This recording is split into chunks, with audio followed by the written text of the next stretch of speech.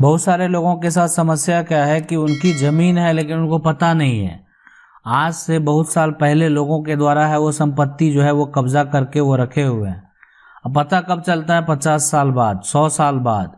ठीक है, इतने सालों के बाद आपको ये पता चलता है कि ये संपत्ति तो आपकी है, आपके नाम से दर्ज है, लेकिन इसको तो कोई और कब्जा करके बैठा हुआ। क्या वो संपत्ति हासिल किया जा सकता है? अगर हासिल किया जा सकता है तो कैसे किया जा सकता है?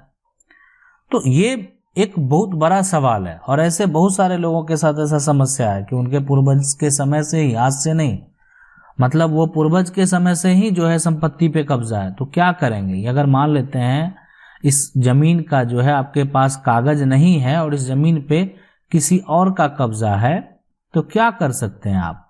है ना, आपको पता चल गया आज की ये जमीन आपकी है, तो आप क्या करेंगे? कौन सा स्टेप लेंगे? आपको क्या लगता है कि आप अगर उस व्यक्ति के खिलाफ एफआईआर दर्ज करा देंगे तो क्या हो जाएगा? सबसे बड़ी बात तो अगर आपको ये पता चला कि आपके पास ये जमीन है तो आपके पास इस जमीन का कागज है, आपके पास कुछ सबूत तो होना चाहिए जो आप भी किसी को दिखा सकते हैं। अगर आपके पास कागज ही नहीं है तो आप उसके खिलाफ एफआईआर करवा के क्या कर सकते हैं? प्रशासन आपका यहाँ पे क्या मदद कर सकती है?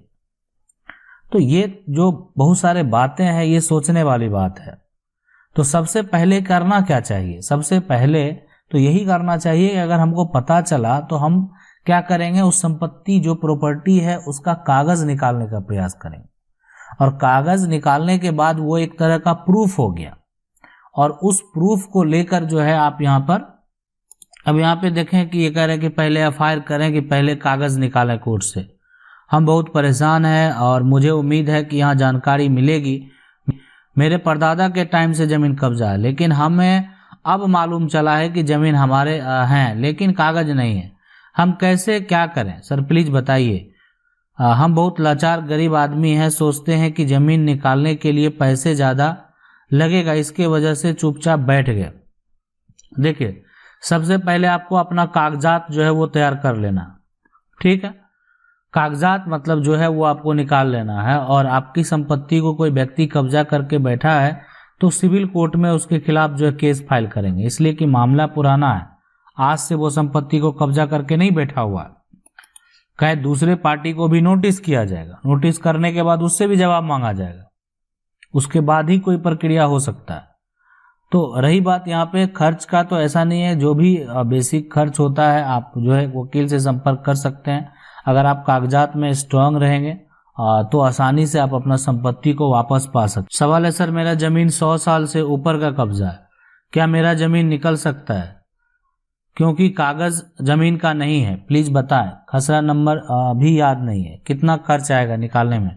देखिए, सबसे पहले अगर 100 साल, ये पता चल गया कि 100 साल से कब्जा है, लेकिन अगर आपके पास कागज है ही नहीं, तो पहला काम तो आपको कागज निकालना चाहिए। मान लेते हैं अगर आपका किसी प्रकार का खतियानी है ना, लैंड का रिकॉर्ड है, तो जो आपके जिस राज्य से बिलोंग करते हैं उसके जिला में आपको जो है जिला अभिलेख मिलेगा, है ना, अभिलेख। तो जिला अभिलेख विभाग में जो है अपना दस्तावेज निकालने के लिए जो खतियान है वो वहाँ पे आप आवेदन देंगे।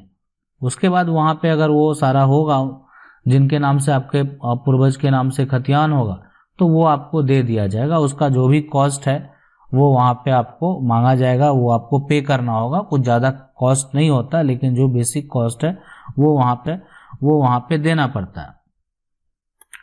अब वो देने के बाद, यानी जब तक आपका पास वो प्रूफ नहीं आएगा कि आपके पास उसका कागजात है, तो आप कोर्ट नहीं जा सकते। कोर्ट जाके ही क्या कर सकते हैं आप? तो कोर्ट जाके जो है दावा पेश करेंगे, तो आपके पास प्रॉपर सबूत भी होना बेहद जरूरी है। अगर आपके पास सबूत है, अगर आप अब दावा पेश करते हैं, तो आपको किसी प्रकार का दिक्कत नहीं होगा। सवाल है कि मेरे दादाजी अपने 4 बेटों और 4 बेटियों में जमीन का बंटवारा करना चाहता है, लेकिन सबसे छोटा भाई तय किए गए समय पर नहीं पहुंच रहा है। जब दूसरे भाई काम पर चले जाते हैं तब वह जमीन बांटने के लिए दादाजी को परेशान करता है।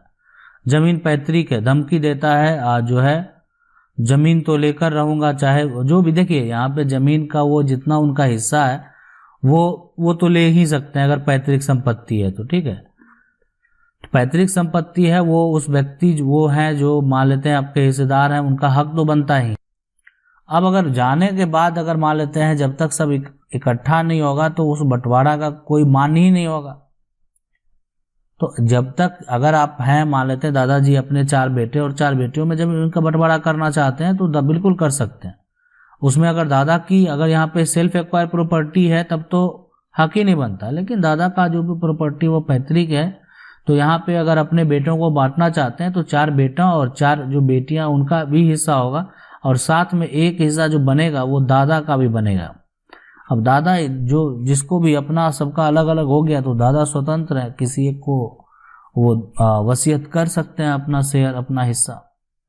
सवाल है, नमस्ते सर जी, यहाँ पे सर जी सवाल है कि सौतेले भाई ने 47 डिसमिल खेत जोत वाली जमीन को बेच लिए, जिसकी जो है यहाँ पे मालूमात मुझे 22 सालों बाद पता चला। जमीन वापस कैसे मिलेंगे, हम गांव के से नहीं रहते हैं, रास्ता बताइए। सबसे पहले जो 47 डिसमिल जमीन है उसमें आपका भी शेयर होगा, और जो यहाँ पर वो और सौतेला भी भाई है तो वो एक हिस्सेदार है, ठीक है। तो अगर मान लेते हैं आप 2 ही भाई हैं, एक जो है एक तरह से सौतेला भाई है, ठीक है, सौतेला भाई है, तो सौतेला भाई अपना सिर्फ शेयर बेच सकता है। तो आप सिविल कोर्ट में जो है यहाँ पर केस फाइल करेंगे, और स्पेसिफिक रिलीफ एक्ट के तहत ऐसा प्रावधान है कि आप पार्ट बाय पार्ट भी अपने रजिस्ट्री को कैंसिल करवा सकते हैं, लेकिन आपको ये बात जो है वहाँ प्रूफ करना होगा। और मेन एक सबसे बड़ी बात है कि इतने लंबे समय बीतने के बाद थोड़ा सा दिक्कत होता है इसको कैंसिल कराने में, लेकिन फिर भी अगर एक तरह से विवाद इस तरह का है जो किसी को धोखा दिया गया है, फरेब तरीके से सारा काम किया गया है, तो इस डॉक्यूमेंट जो है आसानी से वो कैंसिल हो भी सकता है सारा प्रक्रिया चलने के बाद। सवाल है कि क्या कोई जो है यहाँ पर पति अपने पैतृक संपत्ति को 25 जो है गुना जो अपार्टमेंट बनाकर सारा खुद के नाम रख सकता है? क्या बच्चा या जो है पत्नी ऑब्जेक्शन कर सकता है? बच्चा जरूर कर सकता है ना। जो उनकी पैतृक संपत्ति है उनमें उनके बच्चों का तो अधिकार है। पत्नी तो क्या कर सकती है, मान लेते हैं किसी तरह का विवाद होगा तो एक मेंटेनेंस क्लेम कर सकती है, ठीक है, लेकिन जो उनकी संपत्ति है उसमें अपना हक का दावा तो उनका बच्चा का हक का दावा किया जा सकता है। बच्चा जो होता है एक तरह से वो जन्म से अधिकारी होता है पैतृक संपत्ति में, तो इसीलिए इसमें आप हक का दावा कर सकते हैं। और या बच्चे के द्वारा जो है, बच्चे अगर मान लेते बालिग हैं तो उनके द्वारा जो है पिता के ऊपर पार्टीशन सूट भी किया जा सकता है। जितनी भी संपत्ति पैतृक संपत्ति है उस पर जो भी बना होगा, जिसने भी बनाया होगा उससे मतलब नहीं है, उसका पार्टीशन होने के बाद जो भी उस बेटे का शेयर होगा वो उनको जरूर मिलेगा। सवाल है कि मेरे गांव में मेरी पैतृक संपत्ति का अनावश्यक रूप से कैसे समाधान करें? सबसे पहले जो है आपके जो नज़दीकी थाना है वहाँ पे उसके खिलाफ FIR भी जरूर दर्ज करा दें अगर कब्जा किया जा रहा है तो।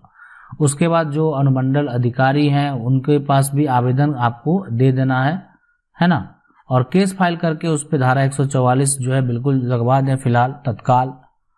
और अगर आपकी संपत्ति को वो कब्जा कर लिया है, कब्जा करके घर बना लिया है, तब कोई अधिकारी भी यहाँ पे एक्शन नहीं ले पाएंगे। इसलिए जब वो घर बना के रहने लगा तो वो तोड़ने के लिए फिर जो है सिविल कोर्ट का दरवाजा जो है आपको खटखटाना ही पड़ेगा, है ना, यानी न्यायालय तो जाना पड़ेगा। तो इसीलिए पहले आप अगर बलपूर्वक कोई कर रहा है तो ये कानूनी प्रक्रिया कर लें। बाकी अगर आपकी वो संपत्ति है तो आप जो है कोर्ट जाने के लिए स्वतंत्र है। सवाल है कि अगर पिता ने पैतृक संपत्ति को बेचकर कोई घर बनवाया है तो बेटे का हक उस घर में बनता है कि नहीं? पैतृक संपत्ति देखिए यहाँ पे अगर कोई भी पैतृक संपत्ति को पिता बेच कर जो है यानी पैतृक को बेच दिया है ना, और वो कहीं पे संपत्ति खरीद लेते हैं, अपने नाम से खरीदते हैं, तो यहाँ पे वो उनका एक तरह से वो संपत्ति जो है वो सेल्फ एक्वायर प्रॉपर्टी बन जाता है, अर्जित संपत्ति बन जाता है। लेकिन ये जो है हक का दावा कोई भी जो है तभी कर सकता है जब वो संपत्ति जो पैतृक संपत्ति है, ठीक है, और ये बात आप प्रूफ कर दें कि ये जो संपत्ति है वो पैतृक संपत्ति को बेच कर लिया गया है। अगर आप इस बात की पुष्टि यानी प्रूफ करने में अगर आप असफल रहेंगे तो फिर आपको यहाँ पे कोई फायदा नहीं होगा, इसलिए कि वो फिर एक तरह से अर्जित संपत्ति होगा। लेकिन अगर ये बात आपका एक तरह से आप प्रूफ कर देते हैं तो फिर आपको किसी प्रकार का भी दिक्कत नहीं होगा। आशा करते हैं वीडियो अच्छा लगा होगा। वीडियो अच्छा लगा वीडियो को लाइक जरूर कर दें। चैनल को पहली बार देख रहे हैं सब्सक्राइब करके जो बेल आइकन है जरूर दबा लें। जय हिंद।